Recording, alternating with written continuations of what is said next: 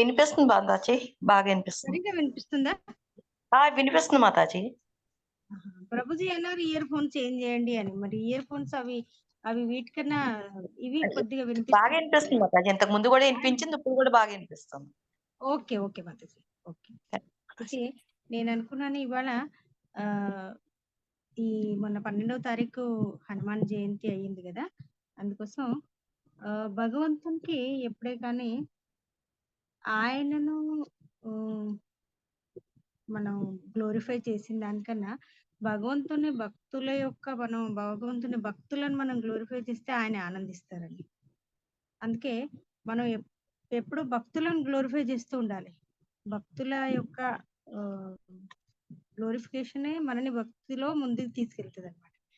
అందుకోసం నాకు అనిపించింది ఈసారి నేనేం చెప్పగలను లేదో నాకు తెలియదు, కానీ హనుమాన్ జయంతి మొన్న 12వ తారీఖు అయింది కదా, హనుమాన్ జయంతి గురించి కాస్త హనుమంతుడు ఎవరు, ఆయన జన్మ ఎలా జరిగింది, ఆయన భగవంతుని యొక్క సేవలో ఎటువంటి భావనలు ఏ రసంలో సేవ చేశాడు, ఆ సేవ చేయటానికి ఆయన మూడేంటి, అలాంటి ఆ మూడు మనం భగవంతుని సేవలో ఎలాంటి మూడులో చేయాలి, ఆ భావం మనకి ఎలా వస్తుంది అనేది మనం కొద్దిగా నేను చదివాను, విన్నాను, అదే కొద్దిగా మీతో షేర్ చేసుకోవాలని అనుకున్నాను మాతాజీ.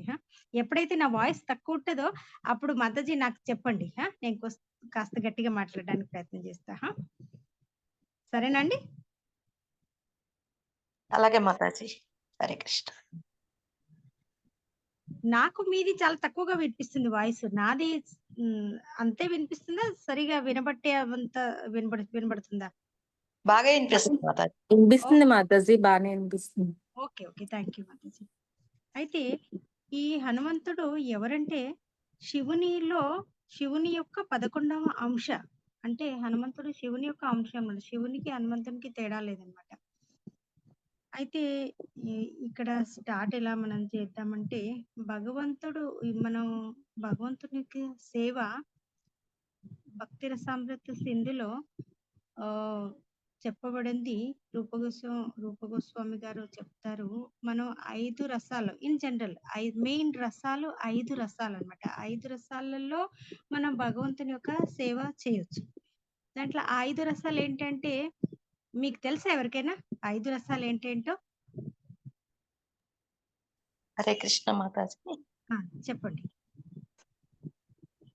దాస్యరసం, సాంఖ్యరసం, దాస్యరసం, సాంఖ్యరసం, వాత్సల్య రసం, మాధుర్య రసం, శాంతరసం. కరెక్ట్, థ్యాంక్ యూ మాతాజీ. అయితే ఈ 5 రసాలలో మనం భగవంతుణ్ణి అప్రోచ్ చేయొచ్చు. అయితే దీంట్లో హనుమంతుడు దేనికి ప్రతీక? చాలా గొప్ప ఉదాహరణ, ఆయన దాస్యరసంలో చాలా గొప్ప ఉదాహరణ అనమాట. ఇప్పుడు మనం మన బయట మన ఈ బాహ్య జగత్తులో కూడా మన ఫ్యామిలీ లైఫ్ లో మనం ఈ రసాలతోనే మనం మెదులుతున్నాం. ఎట్లంటే తల్లిలాగా వాత్సల్య రసంలో, భార్యగా మాధుర్య రసంలో, స్నేహితులతోని మనం సాఖ్య రసంలో, ఇలా మనం ఈ రసాలన్నీ మన భౌతిక జగత్తులో కూడా ఉన్నాయి. కానీ ఈ రసాలు భౌతిక జగత్తులో శుద్ధ ఫామ్ లో లేవన్నమాట, ప్యూరిఫైడ్ ఫామ్ లో లేవన్నమాట. ఈ రసాలు ఎక్కడ ప్యూరిఫై? ఆధ్యాత్మిక జగత్తులో మాత్రమే ఇవి పరిపూర్ణమైన శుద్ధత్వంలో ఉన్నాయి.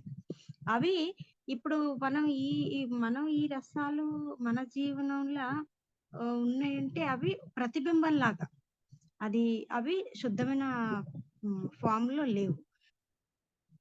అయితే ఇక్కడ హనుమంతుడు దాస్య రసానికి చాలా పెద్ద ఉదాహరణ. అయితే ఆ దాస్యరసం ఏంటిది? దాస్యరసంలో ఆయన యొక్క మనోభావనలు ఏంటి, ఆయన ఎలా దాస్యరసంతో భగవంతుని సేవ చేయగలిగాడు, అది మనం ఆయన జీవిత గురించి కాస్త మనం వినటానికి ప్రయత్నిద్దాము.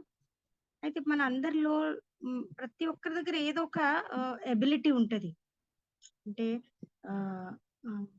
అందరిలో అన్ని సామర్థ్యాలు ఉండేవి, కానీ ప్రతి ఒక్కరిలో అంటే ఒక్కరి దగ్గరనే అన్ని ఉన్నాయి, ఒకరి దగ్గర ఏమీ లేవు అలాంటిది ఏం లేదు. ప్రతి ఒక్కరి దగ్గర ఒక సామర్థ్యం కంపల్సరీ ఉంటదన్నమాట. ఒక స్కిల్ అంటారు చూడు. అది ఒకరి దగ్గర ఉండగలుగుద్దన్నమాట. ఉంటది. ప్రతి ఒక్కరి దగ్గర అది ఇస్తాడు. అది ఎవరిస్తారు? భగవంతుడే ఇస్తాడు. అది మన లోపల ఈ భగవంతుడు భగవద్గీతలో 15వ చాప్టర్‌లో అంటాడు, "సర్వస్వ చాహం హృది సన్నివిష్టో మత్త స్మృతి జ్ఞానం అపోహనం చ వేదైశ్చ సర్వైరహం ఏతవేద్యో వేదాంత కృద్వేద విదేవత." అంటే మన లోపల ఉన్నటువంటి మన జ్ఞాపక శక్తిని, మన జ్ఞానాన్ని, మన మరుపును ఇవన్నీ భగవంతుడే మనకు ఇస్తాడు.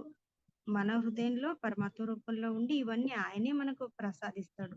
ఈవెన్ జ్ఞాపకం శక్తిని మరిచిపోవటాన్ని ఇవన్నీ కూడా ఆయనే ప్రసాదిస్తాడు. అటువంటిప్పుడు మన దగ్గర ఉన్నటువంటి ఎటువంటి సామర్థ్యం అనేప్పటికీ, ఎటువంటి ఎబిలిటీ, ఎటువంటి స్కిల్ గొప్ప కొంతమంది కొన్ని చాలా గొప్పగా చేయగలుగుతారు. కొన్ని చేయలేరు. అవన్నీ కూడా మన దగ్గర ఉన్నప్పుడు అవి మనం భగవంతుని సేవలో పెట్టనప్పుడు అవి మనకుండి వ్యర్థమే అన్నట్టు. అది దానికి భగ ఇది ఎలా అంటే మనం మన దగ్గర ఉన్నటువంటి ఎటువంటి సామర్థ్యాన్ని అయినా భగవంతుని సేవలో పెట్టడానికి ప్రయత్నం చేయాలి. అలా హనుమంతుడి దగ్గర చాలా చాలా శక్తులు ఉన్నాయన్నమాట. ఆయన్ని దాస్య భావంలో ఇవన్నీ భగవంతుని సేవలోనే వినియోగించాడు. ఒకసారి లంకకు వారధి కట్టేటప్పుడు హనుమంతుడు అలాగే ఒక గెలేరంటే ఉడత వీరిద్దరూ సేవ చేస్తున్నారు. అయితే ఆ ఉడత చిన్న చిన్న ఇసుకరాళ్ళు, ఉడత ఎంత చిన్నగా ఉంటది. ఉడత చేతిలో ఒక 4-5 ఇసుక రాళ్ళు పట్టగలవు. అదే కొన్ని తీసుకొచ్చి ఆ వారధిలో వేస్తుందన్నమాట. అప్పుడు హనుమంతుడు అనుకుంటాడు, అరే ఈ ఉడత ఏం చేయగలదు? ఉడత సామర్థ్యం ఎంత అని హనుమంతుడు చాలా చులకనగా చూస్తాడన్నమాట. అప్పుడు శ్రీరామచంద్రుడు అంటాడు, హనుమ ఉడతకు ఇచ్చిన శక్తి ఉడతకు నువ్వు చాలా బలశాలివి. నీ దగ్గర చాలా విశాలమైన శరీరము, చాలా నువ్వు బలశాలివి. నువ్వు పెద్ద పెద్ద బండరాలను తేగలవు, గుట్టలను తేగలవు. కానీ ఆ ఉడత దానికి ఇచ్చినటువంటి శక్తి 100కు 100% వినియోగించి తన సామర్థ్యంకు అనుగుణంగా ఆ ఇసుక రాళ్ళను తెస్తుంది. నీకు కూడా అలాగే నేను ఇచ్చిన శక్తి నుంచి 100కు 100% నువ్వు నీ శక్తి అనుసారం నువ్వు సేవ చేయగలుగుతావు. అంటే మీరిద్దరు నాకు ఇచ్చే సేవలో ఎటువంటి తేడా లేదు. మీ ఇద్దరు చేసే సేవలో నాకు అంతే ప్రాముఖ్యతనిస్తుంది. అంటే దీని అర్థం ఏంటంటే మనం ఎంత సేవ చేస్తున్నాం అనేది కాదు, మనం భగవంతుని ఏ భావనలో సేవ చేస్తున్నాము అనేది ముఖ్యమైన విషయం అన్నమాట. మనకున్నటువంటి సామర్థ్యానికి అనుగుణంగా 100కు 100% మనం భగవంతుని సేవలో పెట్టాలి, పూర్తిగా భావపూర్వకంగా. అయితే ఈ హనుమంతుని యొక్క సేవ మనందరికీ చాలా అనుసరించేదిగా ఉంటది. కానీ రూప గోస్వామి గారు హైర్ష పంచరాత్రి అనే గ్రంథం నుండి ఒక విషయాన్ని రాస్తారనమాట. దాంట్లో మనకు గొప్ప గొప్ప భక్తులు అంటే మనకు చాలా గొప్ప భక్తుల్లో ప్రహ్లాదుని కూడా తీసుకుంటాం అనమాట. చాలా గొప్ప భక్తుడు ప్రహ్లాదుడు. కానీ ఆ గ్రంథంలో ప్రహ్లాదుని యొక్క భక్తి గురించి ప్రశంస అవుతుంది. ఆ ప్రశంసలో విని ప్రహ్లాదుడు ఏమంటాడంటే, నేను చాలా గొప్ప భక్తుడని కాదు, నాకంటే చాలా గొప్ప భక్తుడు హనుమంతుడు. మనం భక్తులము అవ్వాలంటే హనుమంతుని లాంటి భక్తులం అవ్వాలి.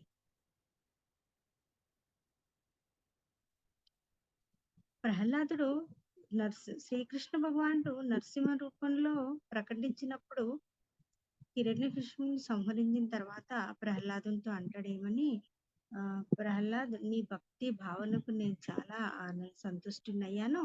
ఏదైనా వరం కోరుకో అని. అప్పుడు ప్రహ్లాదుడు ఏమంటాడంటే, నేను స్వామి, నేను వ్యాపారిని కాను. నేను మీకు మీ సేవకు బదులుగా ఏదైనా అడగటానికి నాకంటూ అడగటానికి ఏమీ లేదు. కానీ నాకు ఆదర్శమైన భక్తుడు హనుమంతుడు. నాకు హనుమంతుని లాంటి భక్తిని ప్రసాదించమని.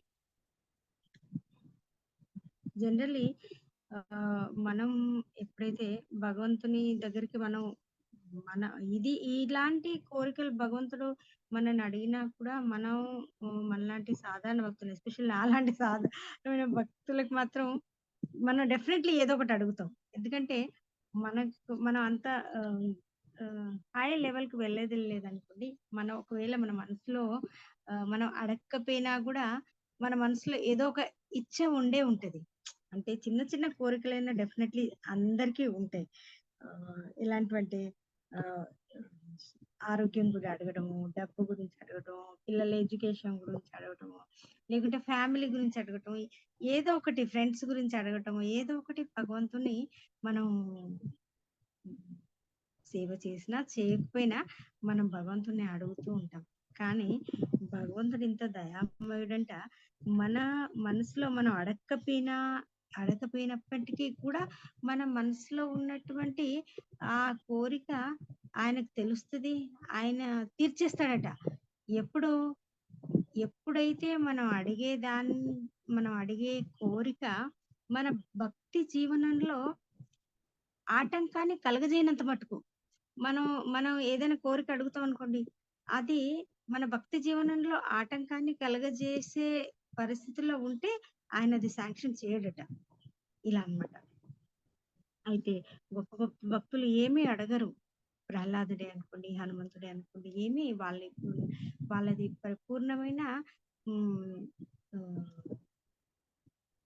సరెండర్డ్, సమర్పితమైన భక్తి అన్నమాట వాళ్ళది.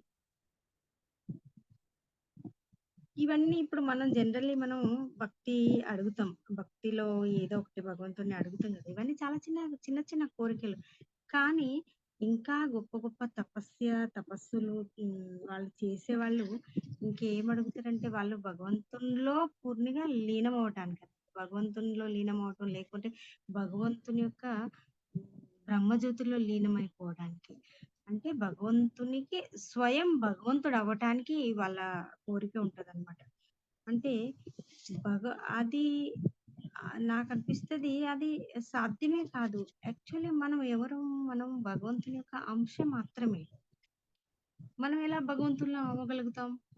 భగవంతుని అంశ అంటే జీవుని యొక్క లక్షణం ఏంటిది? జీవుని యొక్క స్వరూపమే జీవేర స్వరూపై నిత్యేర కృష్ణదాస్. కృష్ణుని యొక్క దాసులం అన్నమాట. మనం ఎప్పుడూ మన స్వరూపమే దాస్యమైనప్పుడు మనం భగవంతుని ఎలా కాగలుగుతాం? అంటే భగవంతుని యొక్క భక్తి ఆయనకు దాసులమై ఆయనకి 5 రసాలలో మనం సేవ చేస్తున్నప్పుడు మనం నిజానికి భగవంతుని కన్నా చాలా గొప్పవాళ్ళం అవుతాం అన్నమాట. కావాలని కాదు, ఆటోమేటిక్ దానికదే మనల్ని భగవంతుడు చేస్తాడు అలా. అంటే ఇప్పుడు వారధి కట్టేటప్పుడు శ్రీరామచంద్రునికి వారధి కట్టడానికి ఎంతో మంది వానరుల యొక్క సహకారానికి అవసరం పడింది. అదే హనుమంతునికి లంక వెళ్ళటానికి వారధి అవసరం పడలేదు. ఆయన ఒక్క దూకుడుతో లంకలో ప్రవేశించాడు. అంటే ఇదొక లీలే అనుకోండి. భగవంతుని యొక్క కావాలంటే భగవంతునికి వారధి కట్టడం గొప్ప విషయమా? కానీ భగవంతుడు మానవ రూపంలో హ్మ్. ప్రకటించాడు. కాబట్టి ఆయనకు మానవుని యొక్క శక్తి సామర్థ్యాలకు అనుగుణంగానే ఆయన లీలలు చేయాలి.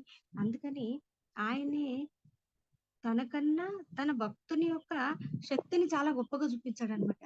అంటే అది ఎప్పుడు సాధ్యమైంది? ఎప్పుడైతే మనం భగవంతుని యొక్క సేవ చేసినప్పుడు భగవంతుడే మనకు ఆయన కన్నా గొప్ప పొజిషన్‌లో పెడతాడన్నమాట. అటువంటప్పుడు భగవంతుని లోపల భగవంతుని యొక్క సేవ గొప్పదా? భగవంతుడిలో కలిసిపోవటం గొప్పదా?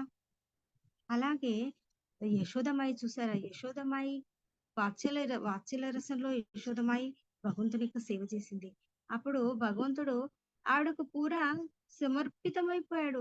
ఆవిడ రుబ్రోలకు ఆయన కట్టేసింది. కట్టేసి కట్టె తీసుకొని ఆయన వెంట పరిగెత్తింది. అంటే బ్రహ్మాండ నాయకుడైన భగవంతుడు ఆవిడకు భయపడి వెక్కి వెక్కి ఏడుస్తూ కళ్ళు రుద్దుకుంటూ పరిగెత్తుతున్నాడు. అంటే దీన్ని బట్టి చూస్తే భగవంతుని యొక్క సేవ గొప్పదా, భగవంతునిలో కలిసిపోవటం గొప్పదా? భగవంతుని యొక్క సేవే చాలా గొప్పది. దీన్ని మనకు హనుమంతుడు ఆయన యొక్క దాస్య సేవ ద్వారా మనకు చూపించాడనమాట.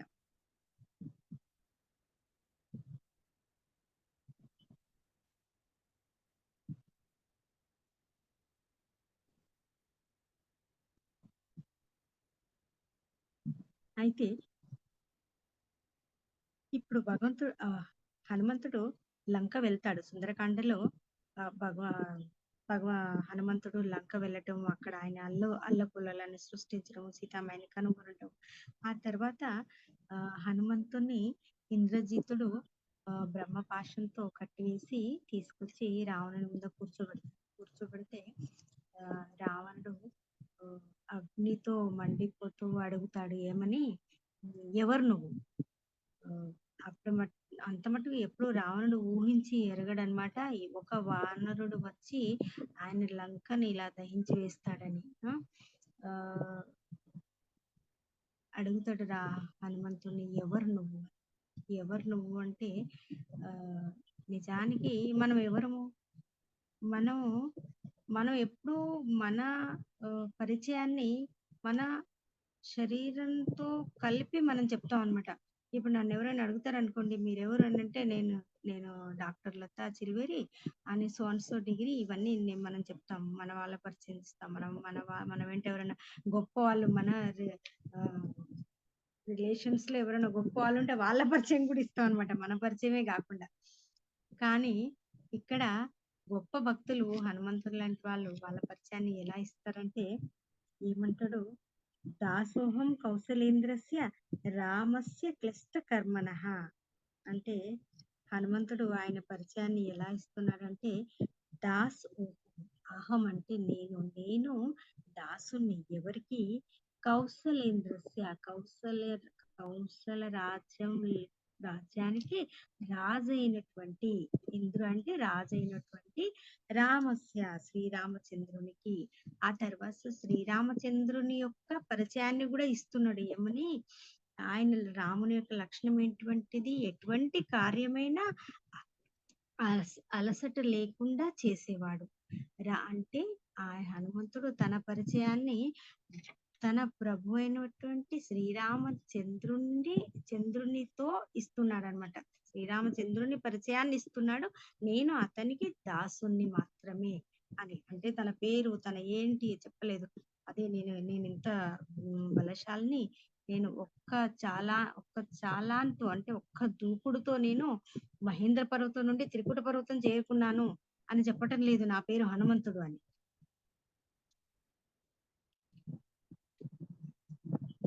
ఇప్పుడు ఈ దాస్య భక్తి మన ప్రహ్లాద్ మహారాజు 5వ చాప్టర్ లో మనకు భాగవతంలో చెప్తాడు.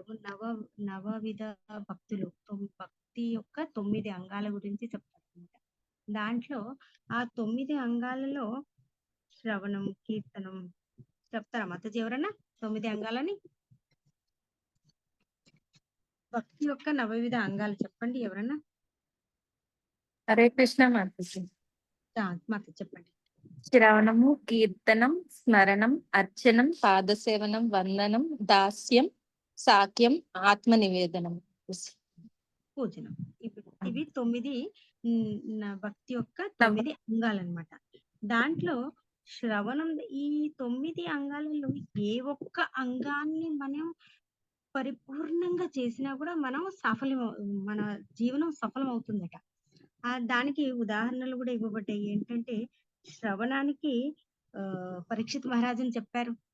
శ్రవణం 7 రోజుల్లో 7 రాత్రులు 7 రోజుల్లో ఆయన పూర్తిగా విని, భాగవతాన్ని విని ఆయన జీవనాన్ని సఫలం చేసుకున్నారు. అలాగే కీర్తనం సుఖదేవ్ గోస్వామి 7 రాత్రులు 7 పగళ్ళు పరీక్షిత్ మహారాజ్‌కు భాగవతాన్ని చెప్పి కీర్తిస్తూ ఆయన సుఖదేవ్ గోస్వామి ఆయన జీవనాన్ని సఫలం చేసుకున్నాడు.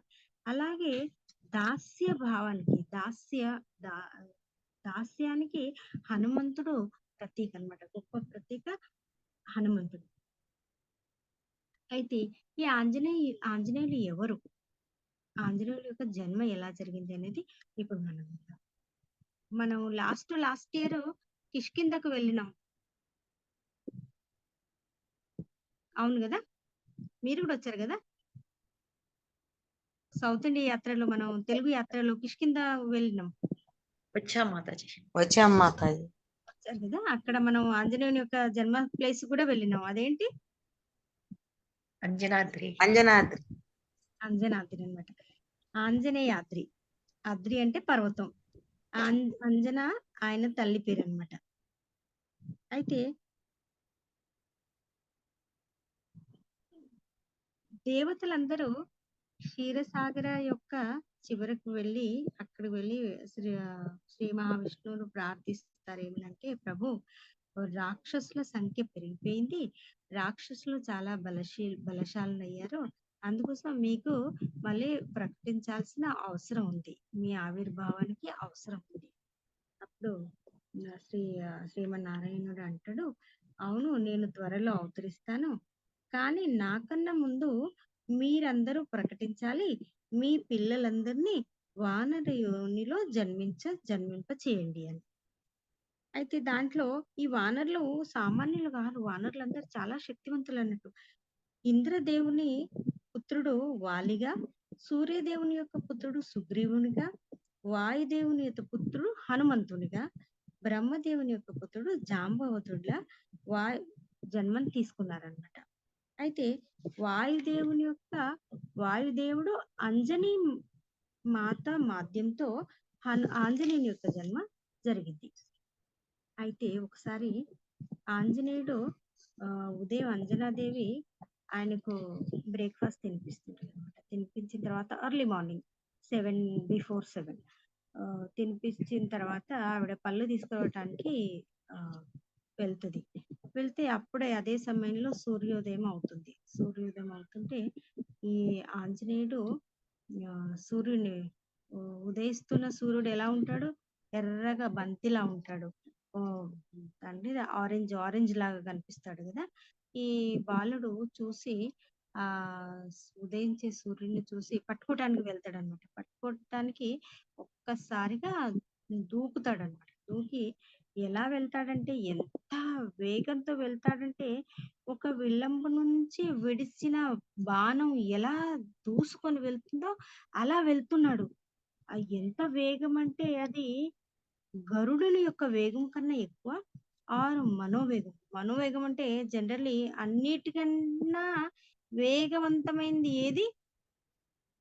మన మనస్సు. అవునా కాదా? మనం ఒక్కసారిగా మనం ఇక్కడ కూర్చున్న చోట్ల కూర్చొని ఒక్కసారిగా మనం ఎక్కడో దూరంగా అమెరికాలో వెళ్ళామని మనం అనుకోండి, మనసు అక్కడికి వెళ్తుంది. అంటే ఎంత మనోవేగం అన్నిటికన్నా చాలా ఎక్కువ వేగం అనమాట. ఎక్కడికైనా వెళ్ళగలదు ఎంత ఒక్క మరు క్షణంలోనే. ఈ బాలుడు ఆంజనేయుడు మనోవేగంతో వెళ్తున్నాడు అనమాట సూర్యుని పట్టుకోవడానికి. పండని అనుకోని ఒక ఫ్రూట్ అని అనుకోని. అయితే అప్పుడు ఆయన వెనుక వాయుదేవుడు కూడా పరిగెత్తుతున్నాడు. అరే బాలుడు కదా, సూర్యుని దగ్గర చాలా వేడి ఉంటది, అబ్బాయి కాలిపోతాడని వాయుదేవుడు కూడా హనుమంతుని వెంట వెళ్తున్నాడు అని దేవి దేవతలందరూ చూస్తున్నారు. ఎవరి బాలుడు ఇంత వేగంగా వెళ్తున్నాడు అని సూర్య భగవానుడు కూడా చూస్తున్నాడు మీద నుండి. ఆ బాలుడు వచ్చే ఆ స్పీడ్ ను చూసి, ఆ బాలుని యొక్క ఉత్సాహాన్ని చూసి సూర్య భగవానుడు కోపపడలేదు, ప్రసన్నుడవి ఆ పిల్లవాడిని తీసుకొని తన రథంలో కూర్చోబెట్టుకుంటాడు. అయితే సూర్యదేవునికి తెలుసు అనమాట, ముందు ఈ బాలుడు పెద్దయ్యాక భగవంతుని యొక్క సేవలో అతి ముఖ్యమైన పాత్ర వహిస్తాడని. ఆయన రథంలో కూర్చోబెట్టుకున్న తర్వాత అది మళ్ళీ గ్రహణం గ్రహణ సమయం అయిందనమాట. అదే రోజు గ్రహణం అవుద్ది. అది సూర్యగ్రహణం. అప్పుడు రాహు వస్తాడు. రాహు వచ్చి సూర్యుడిని భక్షించడానికి. అయితే రాహు సూర్యుడిని భక్షించడానికి రాగానే ఆ గ్రహణం కూడా అది కూడా ఒకలాగా ఎర్రగా కనిపిస్తుంది. ఈ బాలుడు ఆంజనేయుడు ఏం చేస్తాడంటే ఒక్కసారిగా ఈ రాహును భక్షించడానికి పట్టుకోవడానికి వెళ్తాడు. అప్పటి వరకు ఎప్పుడు ఊహించనటువంటి రాహు అనుకుంటాడు, అరే నన్ను నాకు సూర్యుడు భక్షుడు, కానీ నన్ను భక్షించే వాళ్ళు ఎవరు, ఈ వేరే రాహు ఎక్కడి నుండి వచ్చిండు అని. అప్పుడు రాహు భయపడతాడు. భయపడి వెంటనే ఇంద్రుని దగ్గరికి వెళ్తాడు. ఇంద్రుని దగ్గరికి వెళ్తాడు. వెళ్ళి ఇంద్రునితో అంటాడు, ఏమని, ఒప్పందం ప్రకారం ఆ సూర్యుడిని నేను నాకు భక్షకుడు ఇవ్వాల, కానీ నేను అక్కడికి వెళ్తే నన్ను భక్షించడానికి ఇంకో రాహు వచ్చిండు, అతనెవరు? అప్పుడు ఇంద్రుడు అంటాడు, నాకు తెలియదు, నేను ఎవరిని పంపించలేదు, పద ఎవరో వెళ్ళి చూస్తాను. అప్పుడు సు ఇంద్రుడు తన ఐరావతి మీద కూర్చొని ఇంద్రుడు బయలుదేరుతాడు. ముందు ముందు రాహు బయలుదేరుతాడు. ఇద్దరు వస్తూ ఉంటే వచ్చి కొద్దిగా దూరం నుండి చూపిస్తాడనమాట. ఎవరు రాహు ఈ పిల్లవాడిని, అదిగో అక్కడే ఉన్నాడు, సూర్యుని పక్క కూర్చొని ఉన్నాడు అతనే. అప్పుడు మళ్ళీ ఈ బాలుడు ఆంజనేయుడు ఏం చేస్తాడో వెంటనే మళ్ళీ దూకి మళ్ళీ పట్టుకోవడానికి ప్రయత్నిస్తే అప్పుడు ఇంద్రుడు తన వజ్రాయుధాన్ని ఒక్కసారిగా ఈ బాలుని మీదకి విసిరేస్తే ఆ వెంటనే ఆంజనేయుడు మూర్ఛిల్లి కింద పడిపోయి మరణిస్తాడు. ఇప్పుడు వాయుదేవుడు ఆయన వెంటే ఉన్నాడు కదా, వెంటనే వాయుదేవుడు కూడా కిందికి వచ్చేసి ఆ బాలుని మృత శరీరాన్ని తీసుకొని ఒక గుహలోకి వెళ్తే వెళ్ళి కూర్చుంటాడు అనమాట. ఆయనకి చాలా కోపం వస్తుంది అనమాట.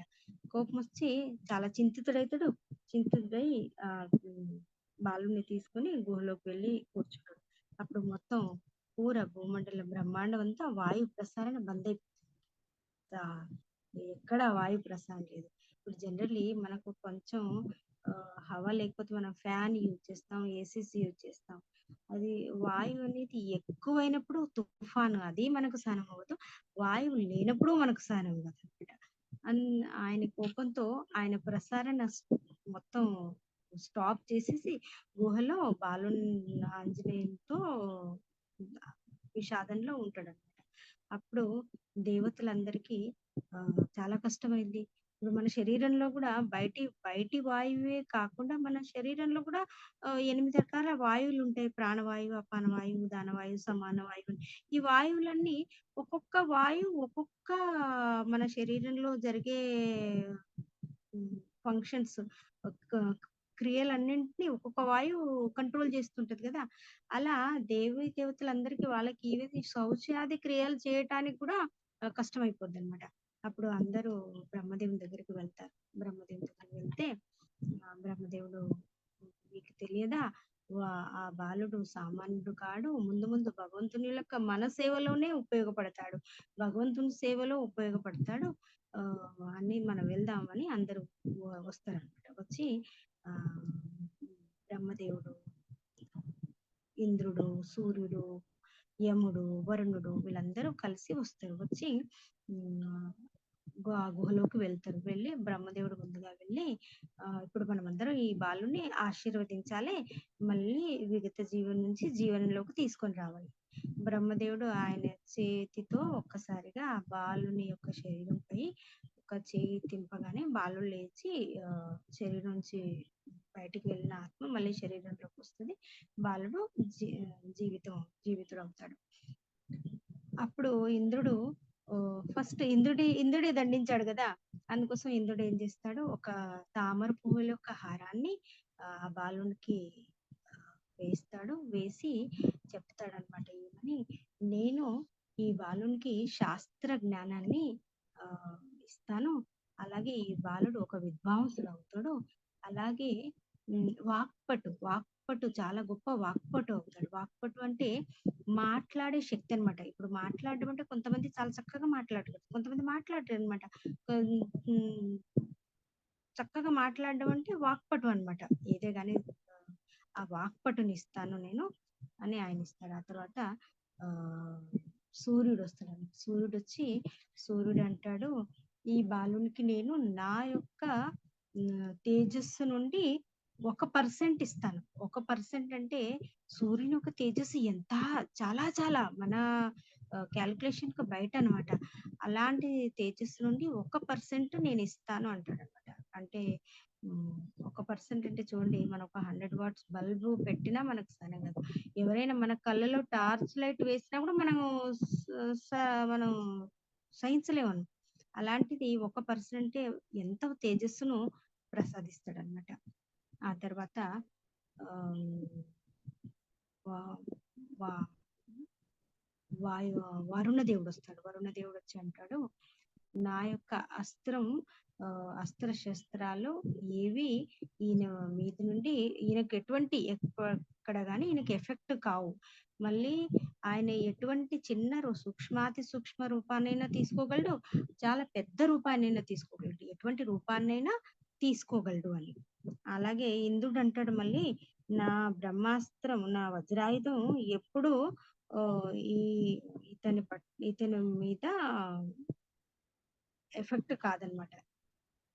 ఆ తర్వాత బ్రహ్మదేవుడొచ్చి అంటాడనమాట. బ్రహ్మదేవుడు ఏమని ఇస్తాడంటే, ఈయన చాలా చాలా ఆహ్, పొడవైన ఆయువు మరియు మృత్యు నుండి ముక్తి. అందుకే మనం హనుమంతుడిని చిరంజీవి అంటాం గదా! ఆయనకు మృత్యు లేదు. యమదేవుడంటాడు ఆహ్, ఈయన అజేయుడుగా ఉంటాడు. ఈయనకెటువంటి వ్యాధి ముక్తుడు. వ్యాధి అనేది ఈ బాలునికి ఎప్పుడు ఉండదు. ఆ తర్వాత నా కాలదండచే ముక్తుడు. నా కాలదండ అంటే కాలదండ ఏంటి? మరణదండమే గదా! దాని నుండి ముక్తుడు అని వీళ్ళందరూ ఈ దేవతలందరూ ఆయనకు ఎన్నో ఎన్నో నానా ప్రకారాలైన వరాలను ఇచ్చి వెళ్ళిపోతారనమాట. అయితే ఈ ఆంజనేయుడు ఈ అప్పుడు మళ్ళీ ఇంద్రుడు ఏమంటాడంటే అప్పటి వరకు ఆంజనేయుని పేరు ఆంజనేయుడు. ఎందుకంటే అంజనీ పుత్రుడు కాబట్టి. అప్పుడు బ్రహ్మదేవుడు అంటాడు, ఈ మన చిన్ బోన్ ఉంది గదా! దీన్ని హను అంటారనమాట. హను ఎముక. ఈ హను ఎముక ఆయన మీద నుండి కింద పడడంతో ఈ హను ఎముక విరిగిపోయింది గదా! నా అది భంగం అయిందనమాట. అందుకోసం ఇంద్రదేవుడు నేను ఇప్పటి నుంచి ఈ అబ్బాయికి హనుమాన్ అని పేరిస్తున్నా అని అప్పటినుంచి ఆంజనేయుని పేరు హనుమాన్ అవుతుంది. హనుమంతుడు. ఎముక దీన్నేంటి చిన్ యొక్క ఈ ఎముక విరిగింది గాబట్టి. అయితే ఇవన్నీ అందరి దేవతల దగ్గర నుండి ఇన్ని వరాలను తీసుకున్న తర్వాత ఎంత ఆయనే హనుమంతుడు ఎంత బలశాలి అవుతాడంటే చిన్న పిల్లవాడు. ఇన్ని వరాలు దొరికినాయి. అయితే చిన్న పిల్లలకు వాటిని ఎక్కడ వినియోగించాలి, ఎక్కడ వినియోగించకూడదు అన్న విచక్షణ ఉండదు గదా!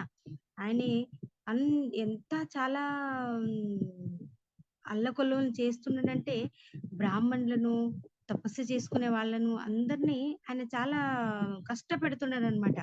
చిలిపి చేష్టలతోని చాలా చాలా చిలిపిగా వ్యవహరిస్తూ చాలా కష్టపెడుతున్నాడనమాట. అయితే అప్పుడు బ్రాహ్మణులందరూ అనుకుంటారు, మరి ఈ అబ్బాయిని ఇంత హ్మ్. తండ్రి అయిన వాయుదేవుడు, అంజనా తల్లి మరియు కేసరి ఎవరు అంజనా మాత భర్త పేరు కేసరి అన్నమాట. వీళ్ళు కూడా ఆ అబ్బాయిని ఆహ్, కంట్రోల్‌లో పెట్టే స్థితిలో లేరనమాట. అంత ఎక్కువగా చిలిపి చేష్టలు చేయటం మొదలెట్టాడాయన. అయితే ఈ బ్రాహ్మణులందరికీ చాలా విసుగొచ్చేస్తుంది. మరి ఈయనను కంట్రోల్ చేయటం ఎలా? అనేసి వాళ్ళు మరి ఆయనకి ఈ వరాలన్నీ దేవతల నుండే ప్రసాదించబడ్డాయి. వాటిని మనం నశించుగాక అని మనం శపించలేము. అందుకోసం వాళ్ళేమంటారంటే ఫర్ టెంపరరీ బేసిస్ ఆహ్, తాత్కాలికంగా వాళ్ళేమంటారంటే హనుమ నీవు ఏవైతే నీకు వరాలు దొరికినాయో ఇవన్నీ నువ్వు తాత్కాలికంగా మర్చిపోదువుగాక. తాత్కాలికంగా అంటే నువ్వు మర్చిపోదువుగాక. దానికి ఎట్లా ఎవరైతే వచ్చి నీకు జ్ఞాపకం చేసేంత మట్టుకు నీకవి జ్ఞాపకం రాకూడదనమాట. ఎవరైనా వచ్చి హనుమాన్ నువ్వు ఇది చేయగలవు అంటే, అరే! నేను చేయగలను నేను మర్చిపోయాను అని అలాంటి పరిస్థితి అయ్యేలాగా వాళ్ళు ఆయనను శపిస్తారనమాట. ఇవి ఈ నీకు ఉన్న ఇవన్నీ శక్తులు, వరాలు ఇవన్నీ నువ్వు మర్చిపోదువుగాక. ఎవరైనా వచ్చి నీ జ్ఞాపకం చేసేంత మట్టుకు అని వాళ్ళు శపించి, అప్పటికప్పుడు ఆయన అన్ని మరిచిపోయి మళ్ళీ చిన్న పిల్లవాళ్ళలాగా వాళ్ళను వాళ్ళ తపస్య అవి చేసుకొనివ్వటానికి అన్నమాట.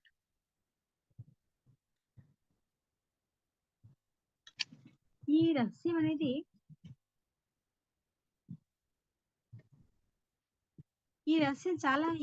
చాలా మందికి తెలియదన్నమాట. ఈ రహస్యం జాంబవంతుడికి తెలుస్తది. అంజని మాతకి తెలుస్తది. వాయుదేవునికి తెలుస్తది. ఎప్పుడైతే శ్రీరామచంద్రుడు అయోధ్య లంక రావణాసురుని సంహరించి సీతమ్మవారిని తీసుకుని అయోధ్యకి వచ్చి పట్టాభిషేకం అయిన తర్వాత శ్రీరాముడు ఒక ప్రశ్న అడుగుతాడనమాట అగస్త్య మునిని. ఏమనంటే మునివర్య, నాకు నా మనసులో ఒక ప్రశ్న అనిపిస్తుంది. ఏంటంటే వాలి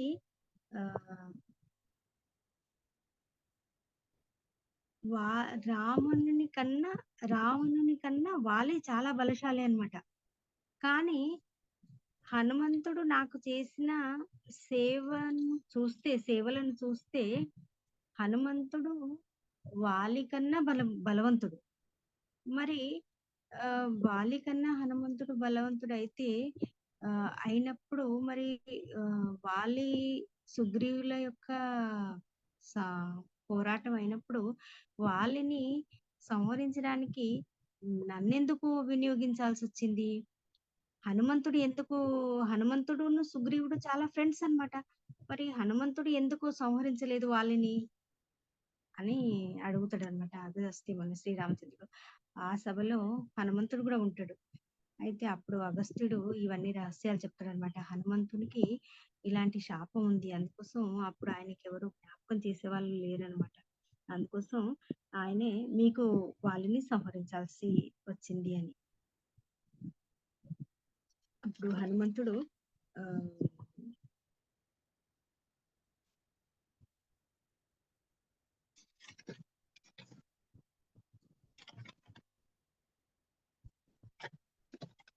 హనుమంతుడు ఎలా లంక వెళ్తాడు?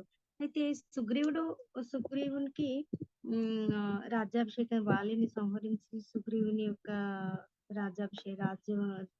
రాజ్యం ఇచ్చి సుగ్రీవుని రాజుని చేసిన తర్వాత సుగ్రీవుడు తన యొక్క రాజ్య కార్యకలాపాలలో నిమగ్నమై ఉంటాడు. కానీ సీతమ్మ వారిని వెతకడానికి ఆయన కొంతకాలం మర్చిపోతాడు అనమాట.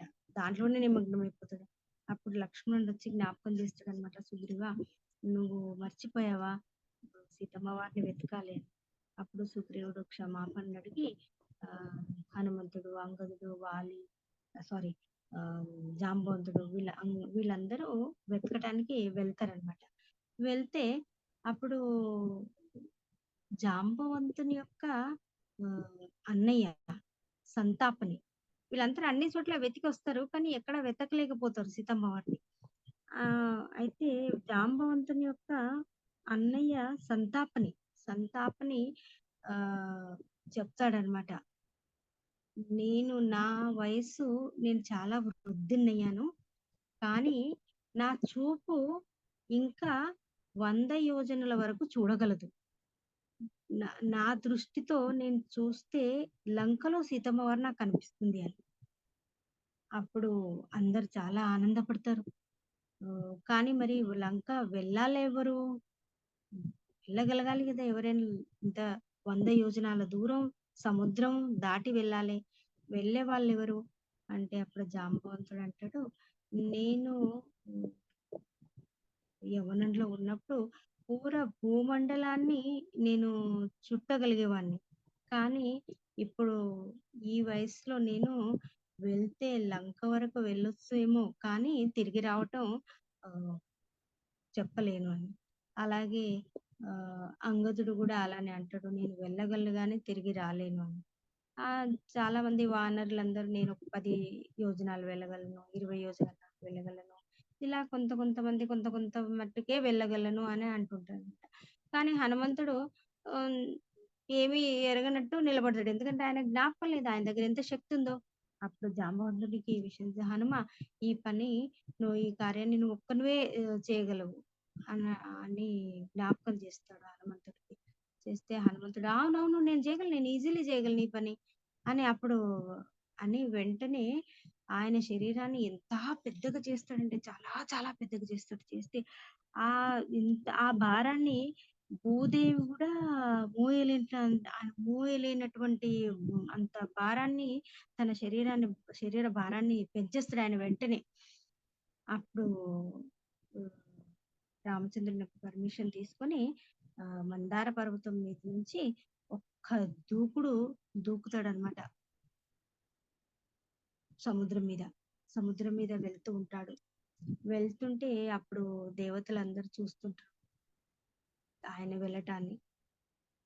ఉమ్, సముద్ర పాతాళంలో దేవతలు ఒక పర్వతాన్ని పెడతారనమాట. ఆ పర్వతం పేరు మైనాక పర్వతం.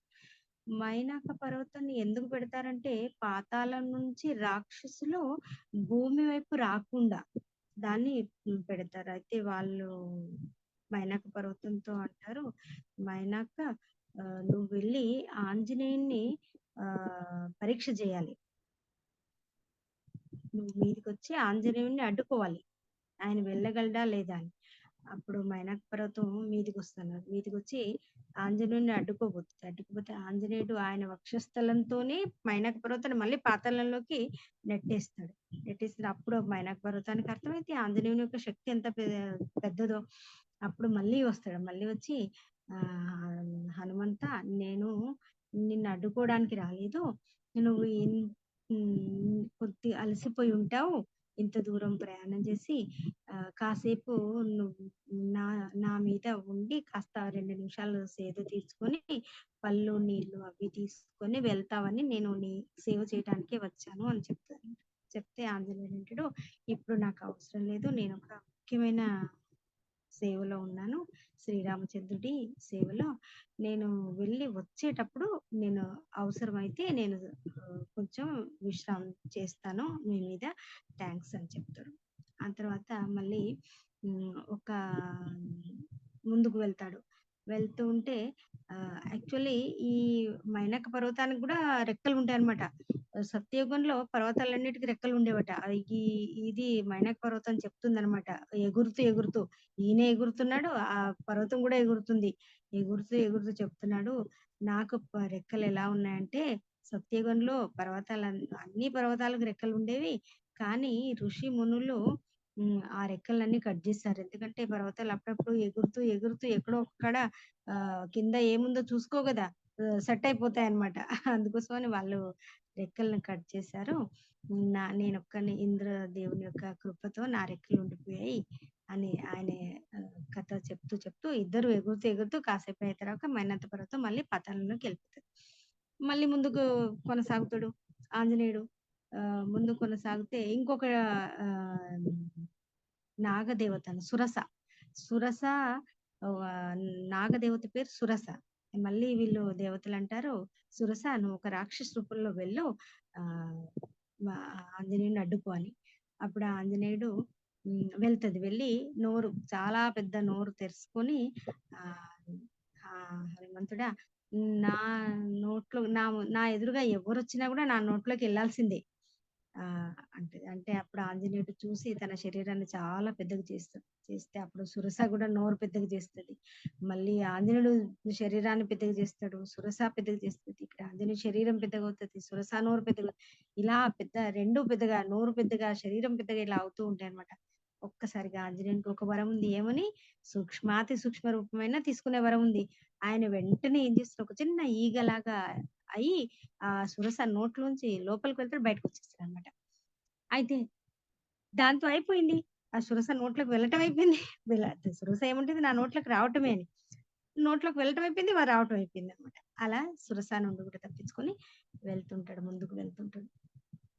ముందుకు వెళ్తుంటే అలాగే ఇంకొక రాక్షసి అలా అందరినీ అడ్డును తప్పించుకుంటూ 100 యోజనాల సముద్రాన్ని ఆయన దూకి చివరికి త్రికూట పర్వతంపై నిలుస్తాడనమాట.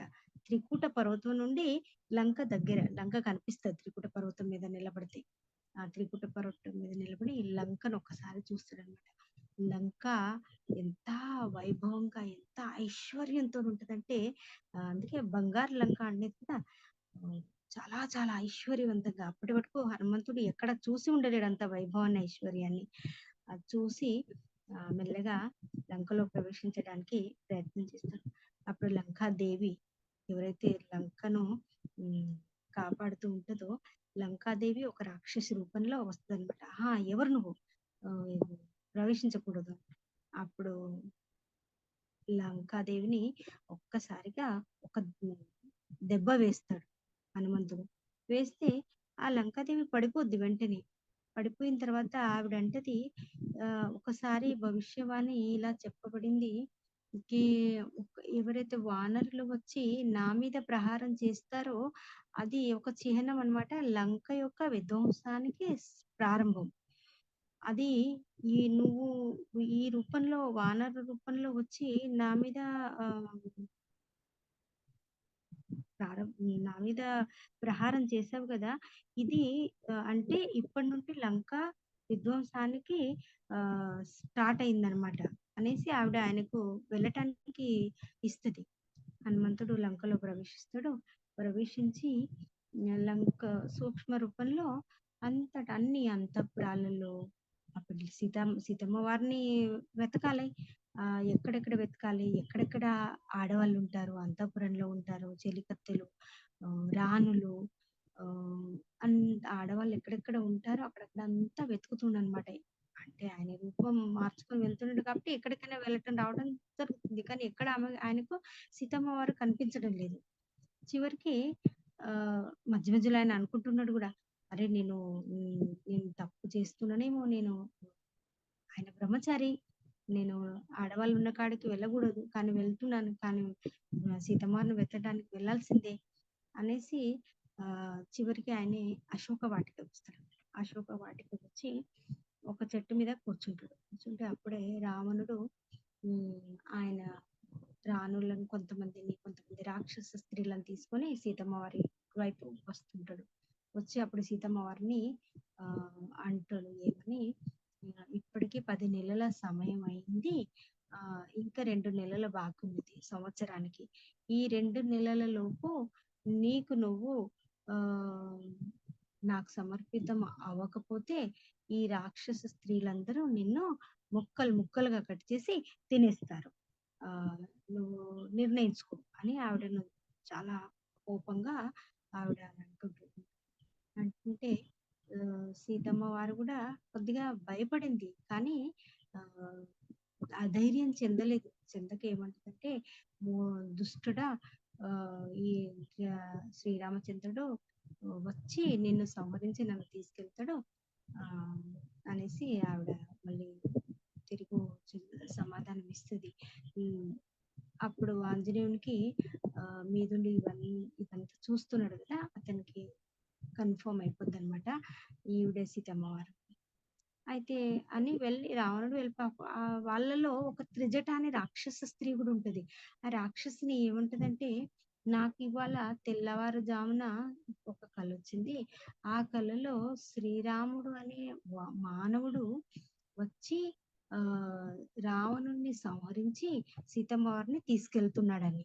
అంటే తెల్లవారుజామున వచ్చే కళ ఏదైతే ఉంటుందో అది నిజం అవుద్ది అనేసి త్రిజట సీతమ్మ వారికి ఓదార్స్తుంది అనమాట. నువ్వేం భయపడకు, శ్రీరామచంద్రుడు వస్తాడు అని. అప్పుడు వాళ్ళు వెళ్ళిపోయిన తర్వాత హనుమంతునికి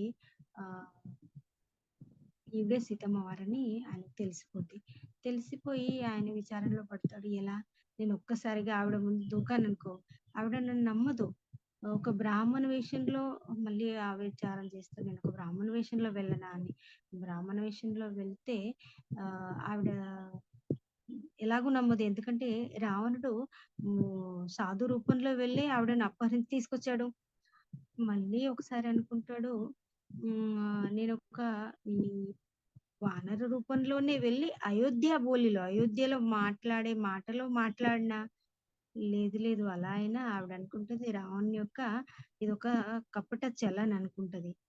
ఆ తర్వాత మళ్ళీ మరి ఎలా నేను ఆవిడను ఆకర్షించడం ఎలా? ఆవిడని నమ్మించడం ఎలా? అని ఆయన శ్రీరామచంద్రుని యొక్క గుణగానాలను పాడుతూ ఉంటాడనమాట. పాడుతూ ఉంటే వినిపిస్తుంటది. వినిపించి చూస్తదనమాట. ఒక రాముని నామాన్ని వినగానే ఆవిడ మీదికి చూస్తది. ఇలా కొమ్మ మీదికి. చూసే వరకు కోతి ఉంటది. ఈ కోతి ఎవరు పాడుతున్నారా అని ఇంకా అలానే పాడుతూ ఉంటే చూస్తది. ఆవిడకి అర్థమైందనమాట. ఈ కోతే పాడుతుంది అని. అడుగుతదనమాట. విన్న తర్వాత ఇన్ని నెలలుగా ఆవిడెప్పుడు శ్రీరామచంద్రుని యొక్క పేరు వినలేదు. విని నువ్వెవరు అని అడుగుతది. అడిగితే ఆయనే కిందికొస్తాడు. కిందికొచ్చి ఆమె మీద ఉండి నేను రామదూత హనుమాన్ను అని ఆవిడ శ్రీరామచంద్రుడు ఇచ్చినటువంటి ఆ అంగుటుని నేను శ్రీరామ నామాన్ని తీసుకొని మీ దగ్గరికి వచ్చాను అని ఆ నామాన్ని చూపిస్తాడనమాట. ఆ ఉంగరాన్ని చూపిస్తే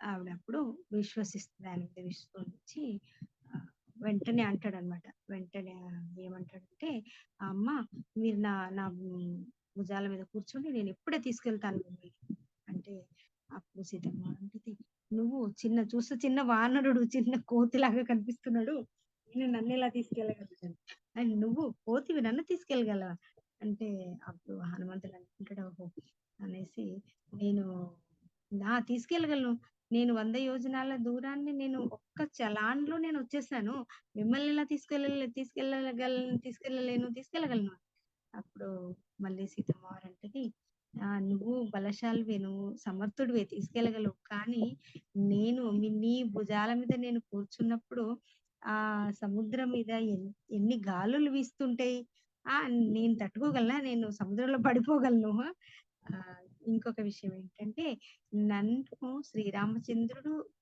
తప్ప వేరే ఇంకెవరు నన్ను స్పృశించలేరు అందుకోసం శ్రీరామచంద్రుడే రావాలని నన్ను తీసుకెళ్ళటానికి అని ఆవిడ అంటదన్నమాట అని ఆవిడ దగ్గర ఉన్న ఏదో ఒక చిన్న హారాన్ని ఆయనకి ఇస్తుంది ఇచ్చి నువ్వు వెళ్ళి శ్రీరామచంద్రునికి ఈ సందేశాన్ని ఇవ్వు అని అప్పుడు హనుమంతుడు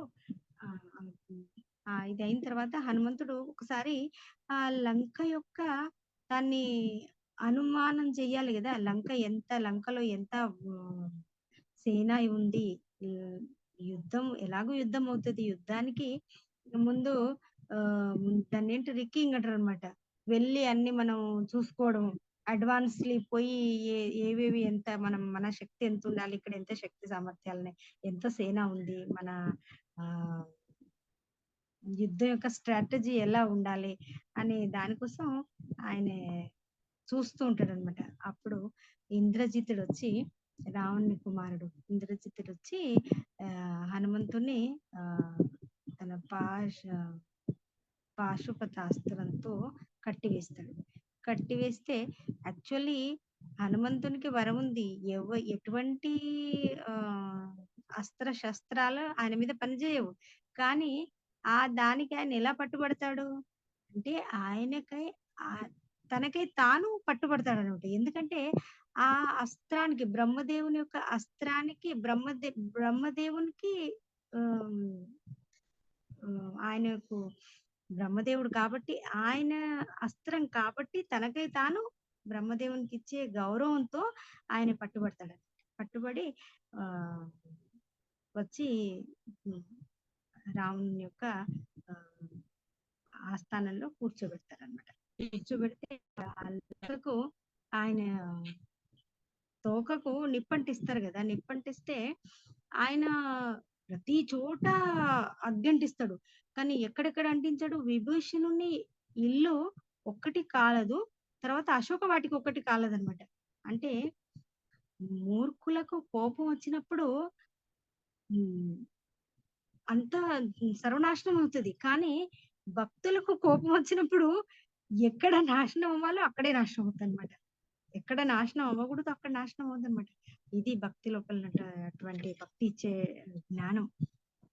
ఈ రెండు అశోక వాటిక, విభూషణ్ యొక్క ప్యాలెస్, ఇవి రెండు తప్పించి పూర్ణ లంక అంతా దహనం చేసేస్తాడనమాట. అలా ఆంజనేయుడు లంక నుంచి తిరిగి వస్తాడనమాట. తిరిగి వచ్చి శ్రీరామచంద్రుడికి ఈ యొక్క మెసేజ్ ని ఇస్తాడు, సీతమ్మ వారి యొక్క సందేశాన్ని ఇచ్చేస్తాడు అనమాట.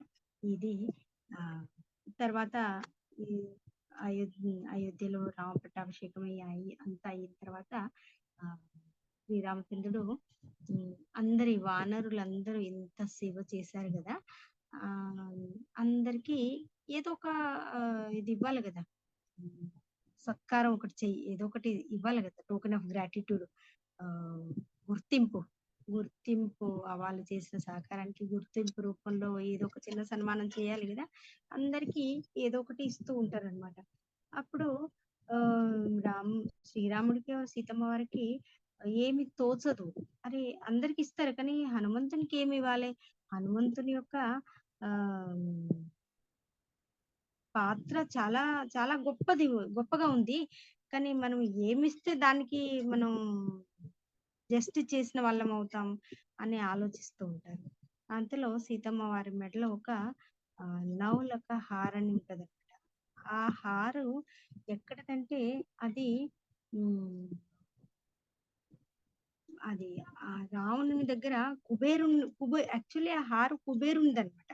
అది చాలా చాలా విలువైన హారు, ఎన్నో ఎన్నో వజ్రాలు వైడూర్యాలతో నిండి ఉన్న హారం అనమాట.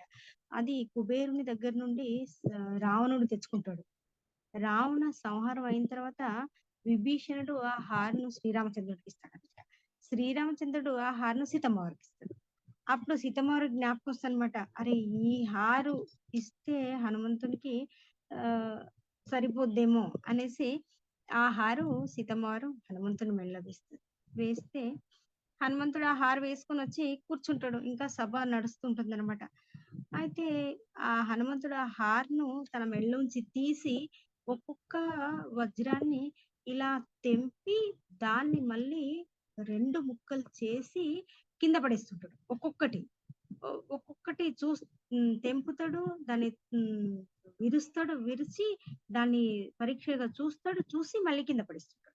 అప్పుడు జాంబవంతుడు పక్క కూర్చుని అడుగుతాడు, హనుమాన్ నువ్వేం చేస్తున్నావు, నీకు ఆ హార అవసరం లేకపోతే నువ్వు ఎవరికైనా ఇచ్చేయచ్చు, అక్కడే నిరాకరించవచ్చు, లేకపోతే ఇంకెవరికైనా ఇయ్యొచ్చు కదా, దాన్ని ఎందుకలా పడేస్తున్నావు అంటే హనుమంతుడు అంటాడు, ఏ వస్తువులోనైతే నాకు సీతారాములు కనిపించరో ఆ వస్తువు నాకు అవసరం లేదు అనేసి నేను అందుకే ప్రతి ఒక్క వజ్రాన్ని తెంచి చూస్తున్నా, ఉన్నారా అని, లేరని పడేస్తున్నా అంటాడు అనమాట.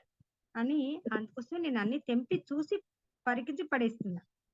అప్పుడు జాంబవంతుడు అంటాడు, ఓహో అలాగా, మరి అయితే వజ్రాల్లో సీతారాములు నీకు కనిపించడం లేదు, కానీ మరి నీ శరీరంలో సీతారాములు ఉన్నారా, మరి వాళ్ళని పడేస్తావా, నీ శరీరాన్ని తెంపేస్తావా అని అడిగితే అప్పుడు హనుమంతుడు ఒక్కసారిగా తన వజ్ర నఖాలతో తన ఛాతిని ఇలా చీల్చి చూపిస్తాడనమాట. చూస్తే రాముడు, లక్ష్మణుడు, భరతుడు, శత్రుఘ్నుడు, సీతామాయి ఆరు తను స్వయంగా ఆంజనేయుడు వీళ్ళందరి చిత్రాన్ని తన హృదయంలో చూపిస్తాడనమాట. చూపిస్తే అప్పుడు అందరికి చాలా ఆశ్చర్యం ఇస్తుంది, హనుమంతుడు ఎంత గొప్ప భక్తుడా అనేసి. అది హనుమంతుడి యొక్క గొప్పతనం. అందుకే మనం హనుమంతుని లాంటి గొప్ప భక్తులను ప్రార్థన ఏం చేయాలంటే మనకు అటువంటి దాస్య భావన ఇస్తూ ఆధ్యాత్మిక బలాన్ని, అటువంటి శారీరక బలాన్ని అవసరం లేదు కానీ ఆధ్యాత్మిక బలాన్ని ఇవ్వమని మనం హనుమంతుని ప్రార్థన చేస్తూ శ్రీ హనుమాన్ కి జై. హరే కృష్ణ.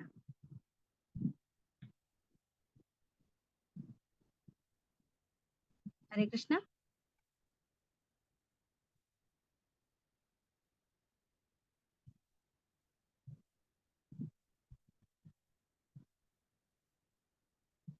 హరే కృష్ణ. హరే హరే కృష్ణ మాతాజీ. హరే కృష్ణ.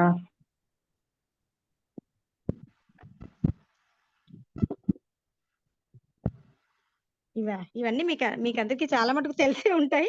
కానీ నాకు ఇంకేం చెప్పాలి. నాకు హనుమాన్ జయంతి అయింది కదా, ఒక భక్తుని గురించి కొద్దో గొప్ప మనం కొంచెం ఆయనను మనం విందామని అనిపించింది అనమాట. ఈ ప్రభుజీ నాకు ఏదో ఒక చిన్న సేవ ఇస్తారు, అందుకోసం నేను చేయడానికి ప్రయత్నిస్తాను. ఎలా చెప్తానో తెలియదు. నా దగ్గర ఏమైనా తప్పులుంటే క్షమించండి. ఏమైనా తప్పులుంటే సరిదిద్దాలనుకుంటే నాకు చాట్లో పెట్టండి. బాగా చెప్పారు మాతాజీ. మంచిగా చెప్పారు మాతాజీ, బాగుంది. హరే కృష్ణ. హరే కృష్ణ. హరే కృష్ణ మాతాజీ. ప్రణామ్ హరే మాతాజీ. కృష్ణ మాతాజీ. ప్రణామాలు మాతాజీ. ప్రణామ్ మాతాజీ. చాలా మంచి చెప్పింది మాతాజీ.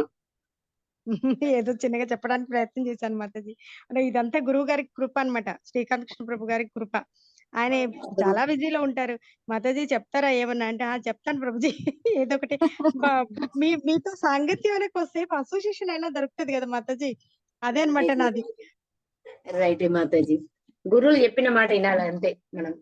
గురువు చెప్పిన మాట వినాలా. అదే వాళ్ళు చెప్పినంటే వాళ్ళ ఆశీర్వాదం ఉంటది మనకు. ఉంటుంది అనమాట. అందుకోసం నేను నో అనలేను ప్రభుజీ, నాకేం రాదు. కానీ వాళ్ళ మీ భక్తులందరి నాకు అసోసియేషన్ అయినా కాసేపు ఒక గంట సేపు దొరుకుద్ది కదా మాతాజీ. అంతకన్నా మించి కావాల్సింది ఏం లేదు. నాకేదో వస్తుంది కాదు, మీకేం తెలియదని కాదు. కానీ ఏదో ఒకటి మనం అందరం సామూహికంగా భగవంతుడి గురించో భక్తుల గురించో మనం కాసేపు అనుకోవాలన్నమాట. ఎస్ మాతాజీ, చాలా బాగుండే మాతాజీ. కానీ నాకు కొంచెం తెలుగు కొంచెం గడబడ ఉంటది అన్నట్టు. అది కొంచెం అర్థం చేసుకునేందుకు టైం పట్టింది నాకు. బట్ మొత్తం ప్రాపర్ తెలుగు కదా మాతాజీ, మాది తోడు అంతా మిక్స్ తెలుగు కదా, అట్లా. కానీ మంచిగా అనిపించింది మాతాజీ. మాతాజీ తెలిసినా కానీ మనం ఒక భక్తులతో వింటే అది ఇంకా వేరే ఇంకొక థ్రిల్లింగ్, అట్లా మంచిగా అనిపిస్తుంది అన్నట్టు. నా తెలుగు కూడా అంతా కల్తీ అయిపోయింది మాతాజీ. నేను కూడా చాలా చక్కగా, నేను ఇప్పుడు అందుకే చాలా తట్టుకుంటూ మాట్లాడుతున్నాను కదా. ఎందుకంటే నాకు కూడా ప్యూర్, నేను నా చిన్నప్పుడు మాట్లాడిన తెలుగులో మాట్లాడడం నాకు కూడా కొద్దిగా కష్టమే అవుతుంది ఇప్పుడు. కానీ అలా అనమాట. ఒక ప్రయత్నం మాతాజీ కదా. అవును మాతాజీ, అవును. మాతాజీ, థ్యాంక్ యూ వెరీ మచ్ మాతాజీ. ధన్యవాదాలు. థ్యాంక్ యూ మాతాజీ, thank you very much.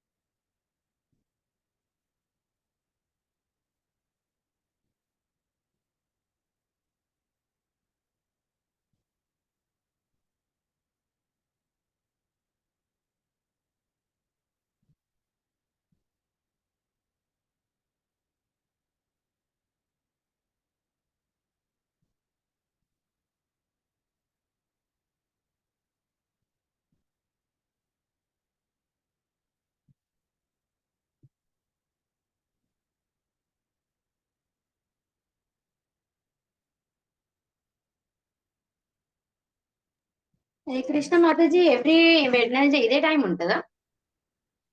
Every Wednesday ఇదే టైం. కానీ మాతాజీ నేను అటెండ్ అవ్వను ఈ క్లాస్ కి, ఎందుకంటే నాది క్లినిక్ టైం మాతాజీ. అందుకోసం మళ్ళీ క్లినిక్ లో డిస్టర్బెన్స్ అవుతూ ఉంటది అనేసి నేను వినలేకపోతాను. నేను ఎప్పుడైనా ప్రభుజీ నన్ను ఆయన బిజీ ఉన్నప్పుడు తీసుకోమన్నప్పుడు నేను ఏదో ఒకటి చెప్పడానికి చిన్నగా ప్రయత్నం చేస్తాను.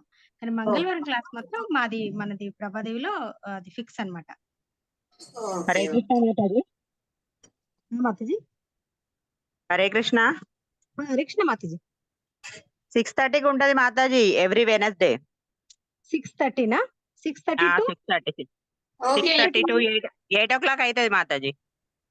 అదే ఇంకొకసారి ప్రాబ్లం ఎక్కువనే మాతాజీ. అవుతుంది ప్రభుజీ. ప్రాబ్లం ఏంటంటే మాతాజీ 7 నుంచి నా పేషెంట్స్ స్టార్ట్ అవుతారు. 7 నుంచి 8:30 వరకు పీక్ టైం ఉంటదన్నమాట. అందుకోసం నాకు క్లాసు కొంచెం ఇబ్బంది అవుతుంటదన్నమాట. అది సరిగ్గా వినలేను. అందుకోసమని నేను నెక్స్ట్ వీక్ నుంచి నేను కంపల్సరీ యాక్చువల్లీ నేను చాలా సార్లు అనుకుంటాను. అరే క్లాస్ జాయిన్ అవ్వాలి అని. కానీ నేను ఒకసారి క్లినిక్‌లో వెళ్తాను కదా! మర్చిపోతాను. ఆ! చాలా సార్లు అనుకుంటాను నేను. జాయిన్ అవుదాం మరి అక్కడికెళ్ళగానే నేను మళ్ళీ ఆ లోకంలో పడిపోతాను.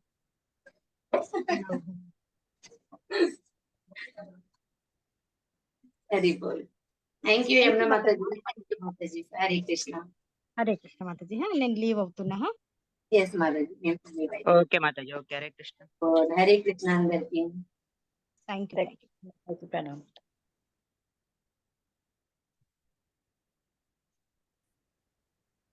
హరే కృష్ణ మాతాజీ. Thank you.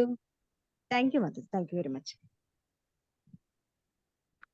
హరే కృష్ణ మాతాజీ. హరే కృష్ణ మాతాజీ. హరే కృష్ణ. దండవత్ ప్రణామం. Thank you Mataji.